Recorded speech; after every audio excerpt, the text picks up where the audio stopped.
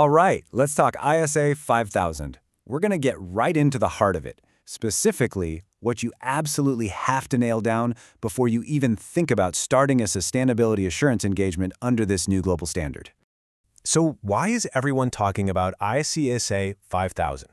Well, the IASB put this out to fix a real problem. Think about it. Sustainability reporting is everywhere now, but the way we've been assuring it has been, well, a bit of a patchwork, right? This new standard is meant to be the global benchmark. It's all about bringing some much-needed consistency and rigor to the whole shebang. Okay, so here's our game plan.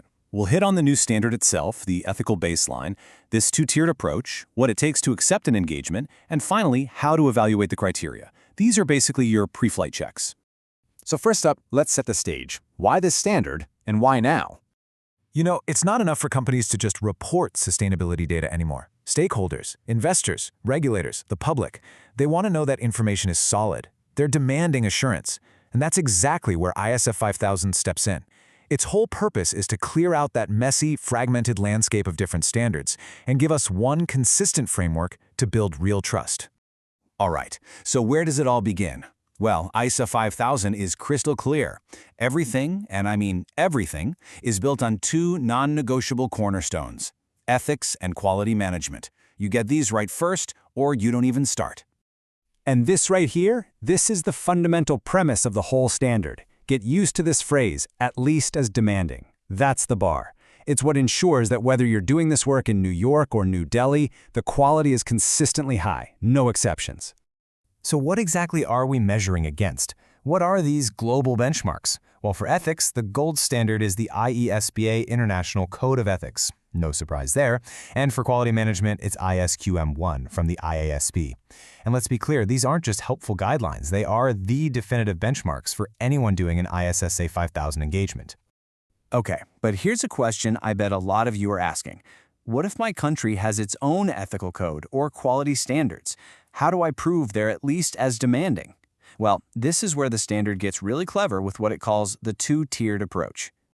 So how do you actually show you're meeting this principle? Thankfully, the ISAB didn't want us all guessing. They've given us a super clear, two-tiered pathway to follow. And here it is. It's actually pretty simple. Tier 1, just use the global standards directly. Apply the IESBA Code and ISQM1. Easy enough. Tier 2 is the alternative. If your local jurisdiction has its own rules, you can use those. But, and this is a big but, only if an official body has already given them the stamp of approval saying they meet that at least as demanding bar. So who is this official body? Who gets to make that call? The standard is really specific here. We're talking about a national standard setter, a regulator, some kind of oversight body. The key takeaway is, it's not up to you or your firm to make this judgment call. It has to come from a recognized appropriate authority. And you can see the thinking behind this in the IASSB's own notes. They actually thought about a third option, letting firms decide for themselves, but they scrapped it. Why? Because they were worried it would be a total mess in practice, with everyone applying it differently. This strict two-tiered system is all about one thing: consistency, consistency, consistency. Okay, so we've got our quality and ethical foundation set. Now let's get practical. How do you actually decide whether to even take on a specific engagement? So, when a potential engagement comes across your desk, what's the first move? Well, ISA 5000 says you can't just jump in. You have to check if certain preconditions are even in place. And to do that, you need to start by getting what the standard calls preliminary knowledge. So what is this preliminary knowledge? Think of it as your initial recon mission.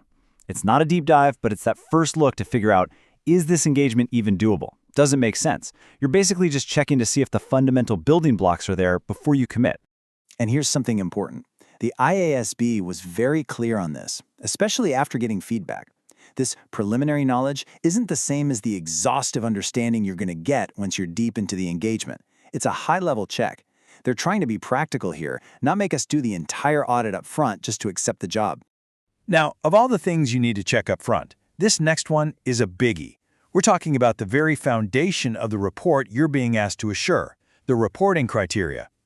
So you have to look at the criteria the company is using and ask, are they suitable? Are they fit for purpose? And the standard gives you a 5-point checklist for this. The criteria need to be relevant, complete, reliable, neutral, and understandable. If they don't tick all 5 of these boxes, you've got a problem. But here's a huge practical shortcut, And this is really important. If the entity is using criteria that's baked into law, or it's from a recognized body like the GRI or ISSB, you get to presume it's suitable. This is a game changer, folks. It means you don't have to start from square one and re-audit the entire framework, unless, of course, you spot some obvious red flags.